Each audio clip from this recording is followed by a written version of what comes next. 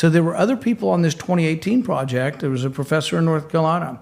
When he saw that COVID had this special furin cleavage site to let it enter into cells, why wasn't he ringing up Fauci and saying, holy crap, they did it. They did it. They finally did what we asked for the money. We got denied the money because it was too dangerous. They did it anyway. Guys, I'm off the grid for August, but Rand Paul makes sense. Come January this year, with the new administration, I gave subpoenas to 14 agencies, and these are now friendly people. I know most of the people at these agencies, and yet 6 months in, it's taken me 6 months, and I'm still trying to get information. I've recently gotten some, and I think I'm going to have a breakthrough in the next couple of months. I do think that there was a cover-up, and I love the way, or a conspiracy. My favorite is, people think, oh, if you believe in a conspiracy, you're an absolute nut and a fool. And I said, well, George Carlin described this the best. George Carlin said it's not necessary to believe in a conspiracy, only to believe in a convergence of interest. So the way I imagine the COVID conspiracy is, you might have 250 people involved in the COVID conspiracy, all worked in government, and maybe they never met each other. But their convergence of interest is, holy shit, we don't need to, we funded this. If word was out that I reviewed this and I funded it, so it's like, I'm putting this at the bottom of the stack, or I'm erasing this.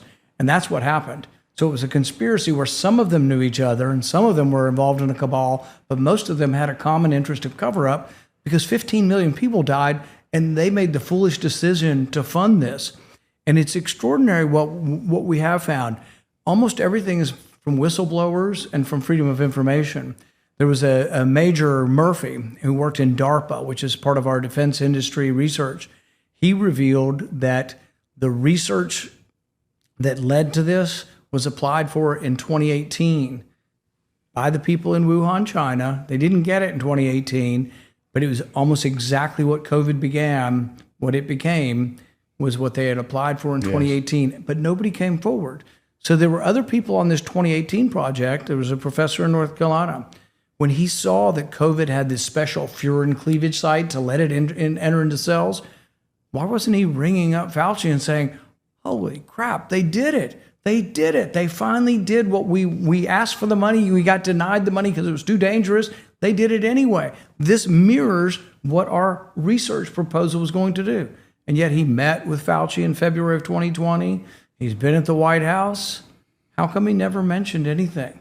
15 different agencies heard this proposal, and when they found out that the virus had this special cleavage site, they should have been going, holy cow, last year I heard a presentation from the same people in China wanting to do this, and now the virus just coincidentally starts in Wuhan, China, and has the special cleavage site in that they were proposing doing in an experiment in 2018.